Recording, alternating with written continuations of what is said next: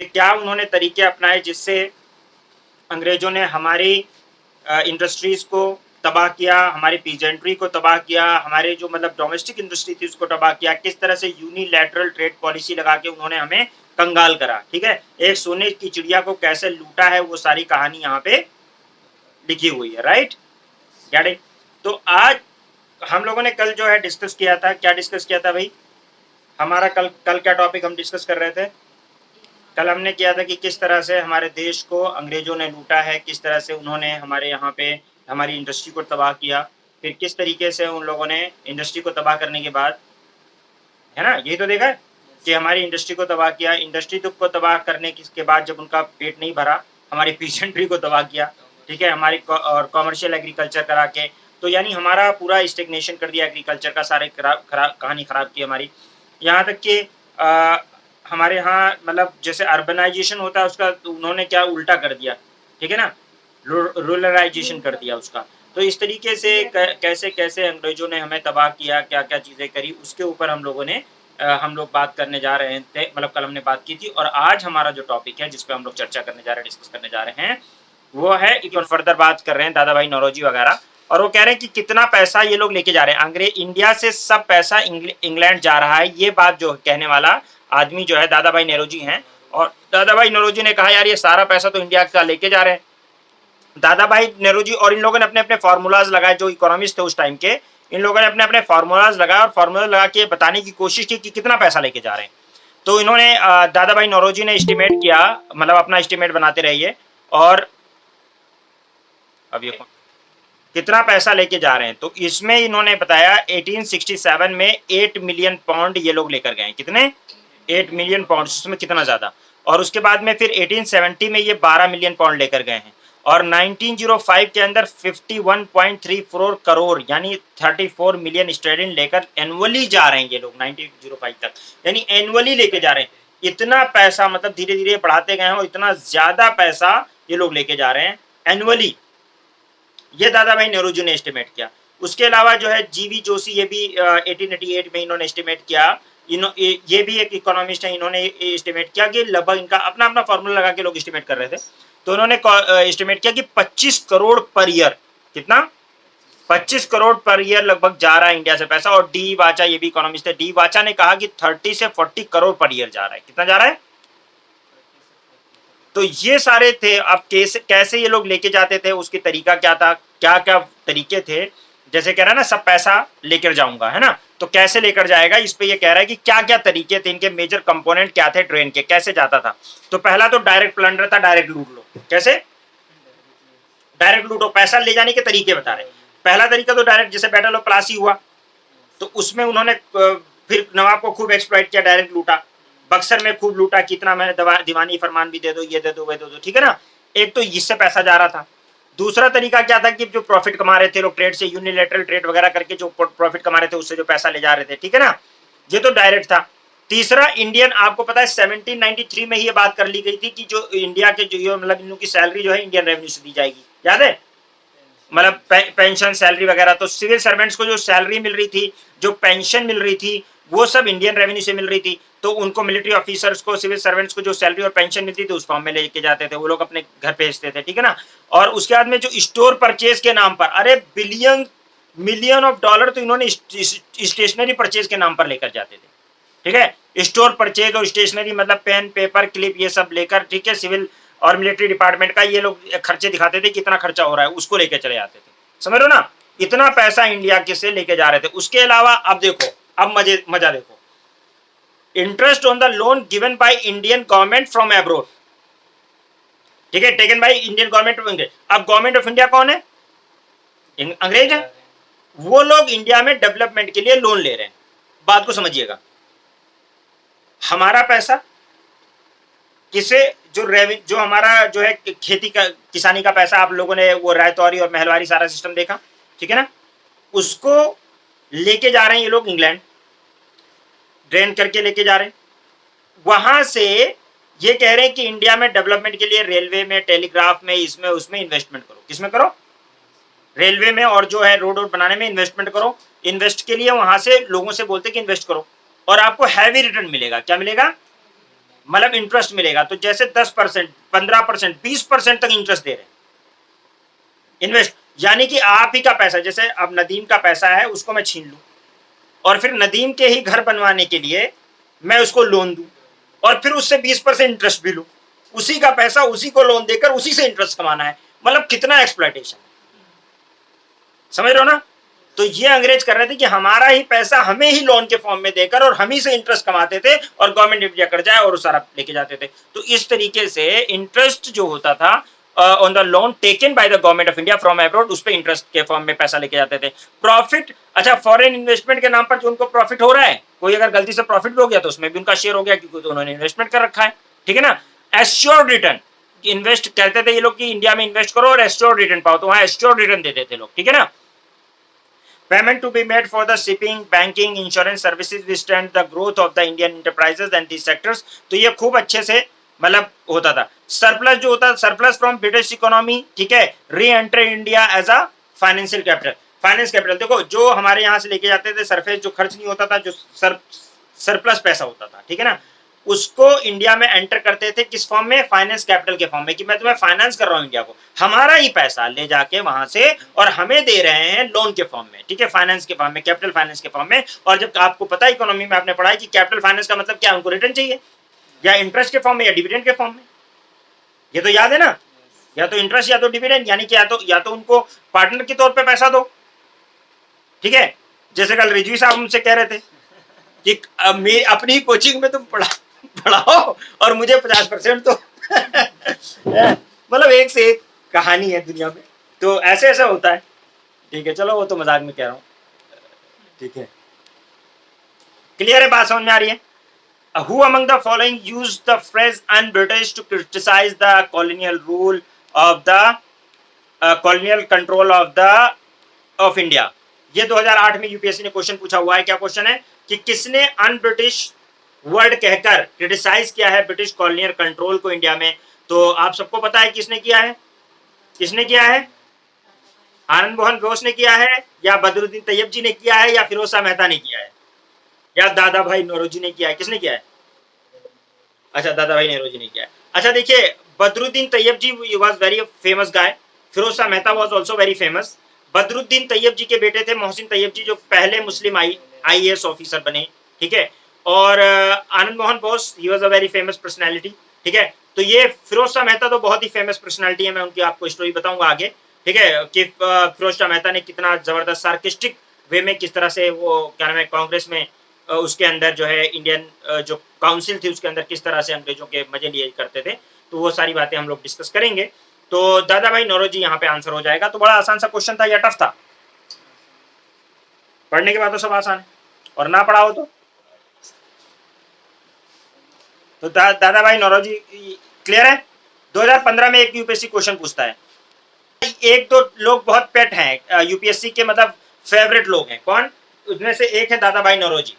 दादा भाई नौरोजी के ऊपर क्वेश्चन यूपीएससी कुछ साल तो ऐसा था कि जिस साल दादा भाई नौरोजी के ऊपर क्वेश्चन नहीं पूछा ना, उस साल लगता था यूपीएससी का पेपर ही नहीं है। मतलब इतना क्वेश्चन दादा भाई नौरोजी के ऊपर, एक क्वेश्चन तो जरूर पक्का रहता था, समझ रहे हो ना। अब यहाँ पे ये पूछ रहा है कि क्रिटिक जो है कॉलोनियल क्रिटिक कौन है। तो देखो ये सारे लोग ही जो हैं इकोनॉमिक क्रिटिक थे, आप लोग हिस्ट्री में भी आगे पढ़ोगे भी, तो इसमें दादा भाई नौरोजी का नाम आया तो क्वेश्चन डाल दिया गया है। वैसे ये सब इकोनॉमिक क्रिटिक थे। अब जी सुब्रमण्यम अय्यर का नाम आप लोगों ने सुना होगा, नहीं सुना तो मुझे बोलो नहीं सुना, बोलो नहीं सुना, क्यों नहीं सुना। द हिंदू न्यूज़पेपर डेली पढ़ते उसका फाउंडर है बंदा, जो द हिंदू न्यूज़पेपर का जो फाउंडर है ना, वो यही है आदमी। आरसी दत्त का नाम तो बहुत सुना होगा उनकी बुक की वजह से, आरसी दत्त का नाम बहुत सुना होगा, अभी भी अमेजन पे डालोगे इनकी किताब अवेलेबल है। बताओ कौन सी बुक की वजह से फेमस है आरसी दत्त, बहुत फेमस बुक है। नहीं, दत्तायन सुंदरम हो यार, जो दत्तायन सुंदरम नहीं है, दत्तायन सुंदरम वैसे तुमने कहाँ सुना, दत्तायन सुंदरम इकोनॉमी कहाँ सुना तुमने। हमारे टाइम पे पढ़ते थे हम लोग, जब हम यूपीएससी की तैयारी कर रहे थे, उस समय सबसे फेमस किताब, जैसे आजकल रमेश सिंह चलती है, बोलते हैं लोग रमेश सिंह पढ़ो, लेकिन रमेश सिंह में बहुत वो है, वो भी डेटा इतना मोटी किताब होती थी दत्तायन सुंदरम की इकोनॉमी की, और वो इतनी मोटी किताब होती थी और उसमें सारे डेटा भरा रहता था, सारा डेटा, फैक्ट्स कम डेटा बहुत ज्यादा, डेटा मतलब जो कॉन्सेप्ट कम डेटा बहुत ज्यादा, तो बहुत ज्यादा सर खाने वाली किताब थी। ठीक है ना। उसमें से हमारे सरफराज भाई क्या करते थे वहां पे थे, तो क्या करते थे, ऐसे सारे पेजेस काट देते थे, ये सब इरेलेवेंट, सारे इरेलेवेंट है। उसका 20% उन्होंने सिर्फ पेज उसके निकाले थे कि ये सिर्फ 50-60 पेज जो भी हैं वो ठीक है, बस बाकी सब काट देते थे। ऐसे पेंसिल लेते थे और काट देते थे, ये नहीं पढ़ना बच्चों के लिए, मतलब। तो वही मुझे याद आया।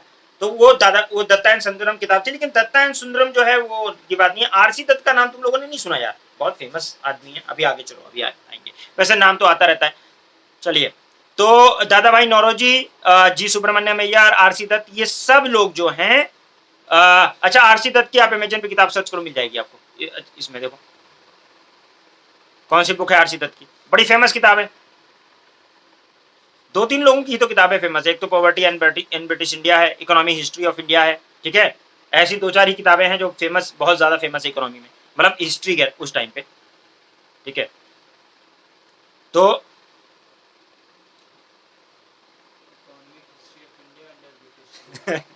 मैंने बोला 2-4 ही किताबें फेमस है। एक क्या नाम है, क्या ये आपका British India, economic history of India है, ये मैंने बोला ना। तो एक ही 2 किताबें फेमस है। कौन सी किताब लिखी थी आरसी दत्त ने? इकोनॉमिक हिस्ट्री ऑफ इंडिया, ठीक है ना। ये बहुत फेमस किताब है और अमेजन पे अवेलेबल भी होगी, है ना अवेलेबल, मतलब खरीद सकते हैं आप लोग। आरसी दत्त ने लिखी थी उस टाइम, ठीक है ना। जी सुब्रमण्यम अय्यर किसके लिए बताया मैंने फेमस है? हिंदू न्यूज़पेपर के फाउंडर हैं और ये भी इकोनॉमिक क्रिटिक थे। तो ये तीनों आंसर जो है 2015 में क्वेश्चन आया हुआ है। तीनों लोग जो है कह रहा है कौन से इकोनॉमिक क्रिटिक थे, तो ये तीनों लोग कॉलोनियल टाइम पे इकोनॉमिक क्रिटिक माने जाते हैं, ठीक है ना। कौन कौन? दादा भाई नौरोजी भी माने जाते हैं, जी सुब्रमण्यम अय्यर भी और आरसी दत्त भी। तो इतना बहुत थोड़ा बहुत जानना चाहिए, तो तीनों आंसर हो जाएगा, राइट। ओके, अब देखिए nationalist critic of the colonial क्या नाम है इकोनॉमी। अब इसका थोड़ा एक्सप्लेनेशन करते हैं। दादा भाई नौरोजी का एक और नाम है, यूपीएससी में बहुत क्वेश्चन आता है, grand old man of India. क्या बोलते हैं? Grand old man of India. Put forward the theory of economic grain, book थी इनकी पॉवर्टी एंड ब्रिटिश इंडिया, ठीक है। एंड इन्होंने स्टेब्लिश किया था इंडियन एसोसिएशन। एग्जाम में कई बार क्वेश्चन आता है कि इंडियन एसोसिएशन किसने बनाया था। He made the Indian association, he was Parsi, ध्यान रखिएगा। First Indian to be elected as a member of House of Commons on the Liberal Party ticket. Liberal Party के टिकट पे मैंने आप लोगों को बताया ना, ठीक है। लिबरल पार्टी के टिकट पे इन्होंने जो है पहली फर्स्ट इंडियन जो थे जो इलेक्ट हुए थे as a member of House of Common, ठीक है। और हाउस ऑफ कॉमन वहां पे इंग्लैंड के अंदर, वहां ये बंदा ये इलेक्ट हुआ है, ठीक है ना। और किसके? लिबरल पार्टी के टिकट पे इलेक्ट हुआ है। और न्यूज़पेपर इन्होंने निकाला था रोस्ट गॉफ्टर, ठीक है। Roast गॉफ्टर newspaper.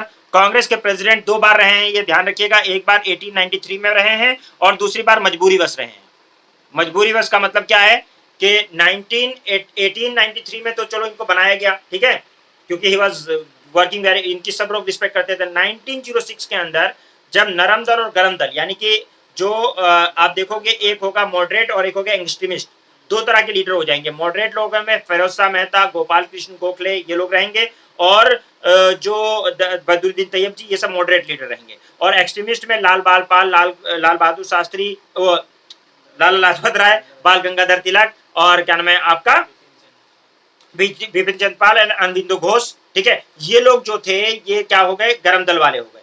तो ये लोग जो थे ये एकदम एक्सट्रीमिस्ट वाले काम कर रहे थे। अब क्या होता था, ये लोग कहते थे हमारा प्रेसिडेंट बनेगा, हमारा प्रेसिडेंट बनेगा। तो उस कॉन्फ्लिक्ट में मॉडरेट लोगों ने एक बार चालाकी करके 1906 में दोबारा से दादा भाई नौरोजी का नाम पेश कर दिया। अब दादा भाई नौरोजी की रिस्पेक्ट तो गरम दल वाले भी करते हैं, नरम दल वाले भी करते हैं। तो यहाँ पे इनको एक तरह से एडमिनिस्ट्रेटिव कन्वीनियंस के लिए कि दोनों में लड़ाई ना हो, इनको बीच में मजबूरी में 1906 में बना दिया गया था, ठीक है।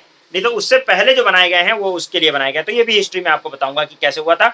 और उसके बाद अगले साल फिर इन लोगों को बर्दाश्त नहीं हुआ, सूरत स्प्लिट हुआ और उसमें बहुत ज्यादा वो हुआ। जस्टिस महादेव गोविंद रानाडे, एमजी रानाडे का नाम सुना होगा। ये जो है बड़े फेमस पर्सनालिटी ये भी हैं, ये भी इकोनॉमिक क्रिटिक थे, नेशनलिस्ट क्रिटिक थे, ठीक है। उसके अलावा रमेश चंद्र दत्त यानी आरसी दत्त जो है, उन्होंने इकोनॉमिक हिस्ट्री ऑफ इंडिया लिखी। ही वाज अ वेरी फेमस गाय। इन्होंने, इनकी किताब जो है अमेजन पे अवेलेबल है, ये the economic history of India, देख लो, ठीक है। ठीक है, ये वाली किताब है जो आपको दिख रहा है, economic history of India, R C Dutt किताब है। ये भी इकोनॉमिक क्रिटिक थे। उसके अलावा जी सुब्रमण्यम अय्यर के बारे में मैंने आपको बताया। ये कुछ और लोगों के नाम देख लीजिए, गोपाल कृष्ण गोखले, जी सुब्रमण्यम अय्यर, ठीक है। और उसके बाद पृथ्वी चंद्र रॉय, जीबी जोशी और सुरेंद्र नाथ बैनर्जी, और उसके अलावा भोलानाथ चंद्रा। ये लोग जो है ना, ये लोग फेमस वो लीडर हैं जो क्रिटिक थे किसके? इकोनॉमिक क्रिटिक भी थे, पॉलिटिकल क्रिटिक भी थे इसमें से अक्सर लोग, ठीक है ना? जो कि इसमें से आपका 2 लोगों का नाम आप बहुत ज़्यादा सुनेंगे इस वाली लिस्ट में से, एक गोपाल कृष्ण गोखले का, ठीक है? मैंने उनके बारे में एक बार बताया था कि जब उनकी बजट स्पीच होती थी तो इंग्लैंड से लोगों को बुलाया जाता था कि आंसर दे दे, इतनी खतरनाक मतलब वो था, मैंने बीच में बताया था। जी सुब्रमण्यम का हिंदू में वो काफ़ी आर्टिकल्स ऐसे लिखा करते थे, तो इन लोगों का नाम ज़्यादा आप सुनेंगे। उसके अलावा जीवी जोशी का भी बीच-बीच में नाम आ जाएगा कभी, इकोनॉमिक क्रिटिक में ये लोग काफ़ी फेमस है। द हिंदू, जैसे मैंने आपको बताया, where the foreign capital, ये लिखा ना इन्होंने, where foreign capital has been sunk in country, the administration of the country become at once the concern of the bond holders। तो ये जो हिंदू के अंदर कुछ ना कुछ क्रिटिसिज्म ये करते रहते थे। अब देखिए यहाँ पे इन्होंने कितना पिटी यूज किया है, ये स्टेटमेंट है किसका, दादा भाई नौरोजी का स्टेटमेंट है जो इन्होंने लिखा था, और इसमें इतना पिटी वर्ड इतना है ना, इतना पिटी है कि आप पिटी पिटी हो जाएंगे। जरा पढ़िए एक बार। It is not the pitiless operation of economic law, but it is the thoughtless and pitiless action of the British policy. It is the pitiless eating of India's substance in India and further pitiless drain to England. In short, the pitiless perversion of economic laws by the said bleeding or to which India is subjected, that is destroying India। कितना पिटी किया है? पिटी मतलब क्या होता है पता है ना? ठीक है, पिटी मतलब बिल्कुल मतलब वो है, कितना मतलब इनह्यूमन है, कितना मतलब वो है, ठीक है, पिटीलेस एकदम। तो पिटीलेस ऑपरेशन इकोनॉमी का जिस तरह से किया जा रहा है, वो पूरी इंडिया को क्या कर रहा है, जिस तरह से पिटीलेस एक्शन है, बिल्कुल मतलब कंसर्न नहीं है, वो सब क्या कर रहा है, इंडिया को डिस्ट्रॉय कर रहा है, इंडिया की इकोनॉमी को, उसके लोगों को डिस्ट्रॉय कर रहा है। ये स्टेटमेंट दिया था मिस्टर दादा भाई नौरोजी ने। याद हो गया? समझ में आ गया? मतलब याद करने की जरूरत नहीं। Economic effect, effect of drain. Drain का इफेक्ट क्या होता है? रियल कॉज ऑफ बैकवर्डनेस हमारे इंडिया में क्या था? ड्रेन था, क्योंकि यहाँ से पैसा जा रहा था और उससे हमारा कोई डेवलपमेंट नहीं हो रहा था। यानी टैक्स भी हम दे रहे हैं, डेवलपमेंट हमारा नहीं हो रहा, हम फेमाइन से मर रहे हैं, ठीक है ना? Okay. Not only loss of wealth but loss of capital था। जैसे कहते हैं ना, जमा पूंजी ना खाना। जैसे कोई भी बिजनेस आदमी करता है तो उसमें आदमी प्रॉफिट तो खा ले, अगर उसको आगे नहीं बढ़ना है तो प्रॉफिट खा ले सारा, लेकिन अगर उसने जमा पूंजी जिस दिन खानी शुरू कर दी, अपनी पूंजी जिसको हम कैपिटल कहते हैं, if you eat the capital what, जैसे कोई बिजनेस कैसे चलता है, कोई भी बिजनेस चल रहा है वो किससे चलता है? कैपिटल से। लेन लेबर कैपिटल। कैपिटल मतलब वो पूंजी जो आपने लगा रखी है। मान लीजिए कि कोई बंदा एक बिस्किट खरीद के लाता है, वो 10 रुपए का बिस्किट खरीद के लाता है, 12 रुपए का बेचता है, ठीक है? तो 10 रुपया उसका क्या है? कैपिटल। वो पूंजी है, वो 10 रुपए नहीं खा सकता है। क्यों? अगर उसने वो 10 रुपए खा लिए तो फिर वो 2 रुपए नहीं कमा पाएगा, ठीक है ना? तो वो 2 रुपए खा सकता है। वैसे भी अगर दिमाग वाला है वो आदमी, अगर बढ़ना चाह रहा है तो जाहिर सी बात है 1 रुपए खर्च करेगा और 1 रुपए क्या करेगा? बचाएगा, ताकि उसको फिर और मतलब इन्वेस्ट करे। 1 रुपए की और भी टॉफी खरीद के लाए, उससे भी 1 रुपए कमाए, ठीक है ना? ऐसे कुछ कोशिश करेगा, राइट? लेकिन जो बेवकूफ आदमी होता है वो सिर्फ कैपिटल को अलग नहीं करता है प्रॉफिट से। भाई उसने लगाया कि मेरा कैपिटल 1 लाख रुपए है, तो मैं इसको तो खर्च नहीं कर सकता क्योंकि इसी से मुझे कमाना है। इसमें ऐड कर सकता हूँ, खर्च नहीं कर सकता हूँ। लेकिन जो और जो मैं प्रॉफिट होगा मैं खर्च करूंगा। वो क्या करता है? कैपिटल को भी क्या समझता है? प्रॉफिट और समझ के खाता है। और जिसने अपना कैपिटल खाना शुरू कर दिया, मतलब उसका बिजनेस 1 रुपया भी उसने कैपिटल का जिस दिन खा लिया, इसका मतलब वो डिस्ट्रक्शन की तरफ जा रहा है। जो पूंजी है, अगर कोई दुकान कर रहे हो, कुछ भी, ये बेसिक लॉ है कि आपने कोई चीज स्टार्ट करनी है तो आप पूंजी नहीं खा सकते अपनी। You can not eat your capital. तो हमारा सबसे बड़ा लॉस क्या होता है? कैपिटल लॉस हो जाएगा। तो यहाँ पे क्या हुआ है? Not only the loss of wealth but also the loss of capital, ठीक है? सबसे बड़ा दिक्कत ये थी कि हमारे पास कैपिटल नहीं है तो हम बिजनेस क्या करेंगे? खाक, ठीक है ना? Drain, loss of employment. जब ड्रेन हो रहा है तो हमारे यहाँ जब हमारे यहाँ कोई प्रोडक्शन ही नहीं हो रहा, हमारे यहाँ कोई इंडस्ट्री नहीं है, तो एम्प्लॉयमेंट कहाँ से आएगा? इनकम कहाँ से आएगी? समझ लो ना? तो वो तो जब कैपिटल चला जाएगा, जब देखो जब कैपिटल ही नहीं होगा तो लैंड लेबर का क्या मतलब है? भाई मेरे पास कैपिटल होगा फैक्ट्री खोलने का, तब तो मुझे लैंड की जरूरत पड़ेगी, तब तो मुझे क्या नाम है लेबर की जरूरत पड़ेगी, तो एम्प्लॉयमेंट भी लॉस होगा और वो कहानी भी खत्म होगी, इनकम भी नहीं आएगा। तो loss of capital it would have use for the employment generation. जाहिर सी बात है, कैपिटल होगा तो जनरेशन होगी, इकोनॉमी एम्प्लॉयमेंट जनरेशन होगा। जब कोई फैक्ट्री नहीं है तो कहां से होगा? है ना? इनकम जनरेशन होगा, स्लो ग्रोथ होगा मॉडर्न इंडस्ट्रीज का, ये सब हो सकता है। लेकिन कैपिटल लॉस हो गया तो कहानी खराब हो गई। हमारे यहाँ डी इंडस्ट्रियलाइजेशन किया गया इंडिया का, पीजेंट्स बहुत सारे इफेक्ट हुए क्योंकि रेवेन्यू जो है बहुत ज्यादा रेवेन्यू ये लोग वसूल रहे थे, समझ लो ना? पॉलिटिकल इफेक्ट क्या था? नेशनलिस्ट लीडर लोगों ने क्या किया? ड्रेन थ्योरी को हाईलाइट किया through newspaper, through papers, through books, through newspaper, ये सारे जो है अपना पम्फलेट वगैरह लगाते थे, बुक्स छापते थे। उसके अलावा न्यूज़पेपर वगैरह के थ्रू इन्होंने हाईलाइट तो किया कि ये ड्रेन हो रही है, ठीक है। हाईलाइट किया पॉलिटिकल कॉन्फ्लिक्ट को बिटवीन इंडिया एंड इंग्लैंड। उसके अलावा जो है इसके पॉलिटिकल सॉल्यूशन भी इसकी ड्रेन की ये लोग चाहते थे कि ड्रेन का कुछ पॉलिटिकल सॉल्यूशन निकले। देयरफॉर इन लोगों ने कॉमन लोगों में ये अवेयरनेस फैलाई कि किस तरह से हमें लूटा जा रहा है, समझ रहे हो। तो ये है, तो आप समझ में आ गया। तो यहाँ पे ये क्वेश्चन है, जरा देखें, 2012 में आया है। The most effective contribution made by Dadabhai Naoroji to the cause of Indian nationalism was that he, ये क्वेश्चन 2012 के अंदर आया हुआ है, ठीक है। कब आया है? 2012 में। The most effective contribution made by Dadabhai Naoroji ने सबसे ज्यादा कंट्रीब्यूशन किस चीज में किया है? तो expose the economic exploitation of India by British, बिल्कुल सही, ये तो किया ही है, ठीक है। और उसके बाद interpretation of the ancient Indian text and restore the self confidence of Indian, ऐसा कुछ किया उन्होंने, एंशिएंट टेक्स्ट वगैरह को पे कुछ काम किया है। तो सेकंड तो एकदम गलत बात कह रहा है, इसमें कोई मतलब नहीं है। तो सेकंड को आप एलिमिनेट कर दीजिए, आपका पहला या तो ए आंसर है या तो सी आंसर है, ठीक है। अब देखिए थर्ड सही है, यानी stress the need for eradicate of all the social evil, ऐसी कोई बात उन्होंने सोशल एविल की नहीं है, ठीक है ना। बिफोर एनीथिंग एल्स, यानी कुछ भी करने से पहले सोशल एविल मिटाओ, तो ऐसा उन्होंने कहा है कुछ? मैंने ऐसी कोई बात कही नहीं। आप जानते हैं उन्होंने जो बात की है वो पॉलिटिकल बात की है या इकोनॉमिक बात की है, तो ये सोशल एविल की तो उन्होंने बात ही नहीं की है। तो थर्ड इज ऑल्सो रॉन्ग, तो only one is the right answer, right. ये 2000 कब आया है? 12। देखो क्लियर है भाई।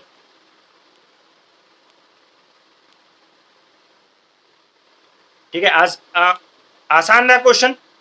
2011 में एक क्वेश्चन आया है, ये होम चार्जेस मैंने अभी आपको बताया नहीं, होम चार्जेस भी बताया, जो स्टेशनरी वगैरह वाला खर्चा था ना, एक्चुअल में होम चार्ज का मतलब था कि जो मतलब खर्चा लग रहा है, घरेलू खर्चे, जो एडमिनिस्ट्रेशन कॉस्ट लग रहा है, जैसे हमारा होम होता है ना, होम मिनिस्ट्री इंटरनल अफेयर्स के लिए, लेकिन ये होम चार्जेस में लगभग सब चीजें डाल देते थे ये लोग, ठीक है। 2011 में क्वेश्चन पूछा हुआ है, with the reference of the period of colonial rule in India, home charge formed an important part of जो है part of the drain of wealth, which of the following constitute the home charge, किसमें home charge किसमें आता था? ये question बड़ा वो है टिपिकल, क्योंकि इसमें होम चार्ज के अंदर जो आता नहीं था उसको भी डाल देते हैं लोग, ठीक है। तो fund use to support the Indian office in London, Indian office अगर है लंदन में तो उसको भी सपोर्ट करने के लिए ले जाते थे, ठीक है ना, वहां से स्टेशनरी तक हमसे होम चार्जेस के नाम पे ले जाते थे, तो ये तो करते थे।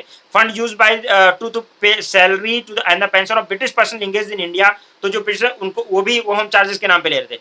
और fund use for waging war outside India by the Britishers, actual में ये होम चार्जेस के नाम नहीं था, एक्चुअल में नहीं था, लेकिन सही बात तो ये है कि ये इसको भी इंक्लूड करते थे, जबकि ये होम चार्ज का नहीं था।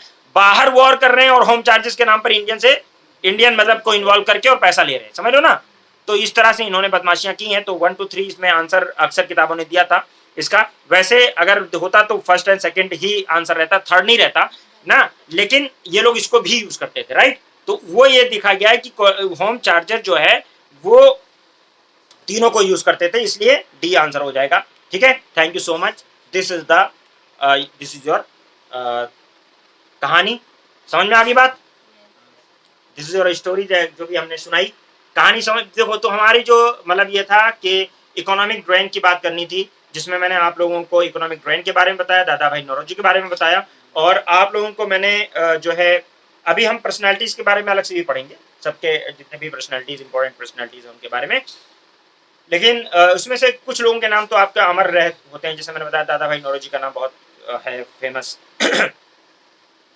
तो उनका नाम अब बार बार आता रहेगा, आप लोग सुनते रहोगे। अच्छा, उसके अलावा जैसे गोपाल कृष्ण गोखले का नाम आएगा, और इसी तरह से गांधी जी का नाम, ये सब कुछ फेमस पर्सनालिटीज हैं। राजा राम मोहन रॉय का नाम, वो इंडियन स्ट्रगल वगैरह में नहीं आएगा, लेकिन सोशल वगैरह में आएगा, ठीक है। सो यहाँ पे हम लोगों ने आज क्या समझा, यानी 2 लेक्चर्स मिलाकर हमने क्या समझा। एक हमने समझा इकोनॉमिक पॉलिसी की हमने बात की, ठीक है, और उसके बाद में इकोनॉमिक पॉलिसीज में हम लोगों ने इकोनॉमिक ड्रेन थ्योरी की बात की। तो ये 2 बातें कर ली। अब हम लोग इससे आगे की फर्दर बातें करेंगे कि कैसे कैसे कॉलोनियल डेवलपमेंट हुआ है। तो मेन टॉपिक्स हम लोग कर चुके हैं। जो वो वाला है, कौन सा, मॉडर्न इंडिया वाला पार्ट, इंडियन अब स्ट्रगल वाली जो चीज है ना, वो धीरे धीरे हम लोग उसकी तरफ बढ़ रहे हैं, यानी INM इंडियन नेशनल मूवमेंट की तरफ बढ़ रहे हैं, ठीक है। हमारा जो है यहाँ पे जो हमने देखा कि गवर्नर हमने देख लिए सारे, हमने रेगुलेटिंग एक्ट देख लिया, हमने एजुकेशन हिस्ट्री देख ली, हमने सिविल सर्विस की हिस्ट्री देख ली, हम लोगों ने लैंड रेवेन्यू वगैरह देख लिया, ठीक है, न्यूज़पेपर की हिस्ट्री, प्रेस की हिस्ट्री देख ली, है कि नहीं ये। अच्छा, अभी रेलवे डेवलपमेंट वगैरह ये सब भी हैं, अभी चीजें हैं पढ़ने के लिए, लेकिन जो मेन चीजें हमने देख ली हैं, अब हम धीरे धीरे किसकी तरफ बढ़ रहे हैं, 1857 के रिवोल्यूशन और इंडियन नेशनल मूवमेंट की तरफ। वहीं से 1857 का रिवोल्यूशन जैसे होगा हम आईएनएम में चले जाएंगे। इंडियन नेशनल मूवमेंट एक अलग से टॉपिक मेंशन है आपकी बुक में, जो कि 1857 के बाद से समझ लो शुरुआत हो जाती है। ठीक है, क्लियर है।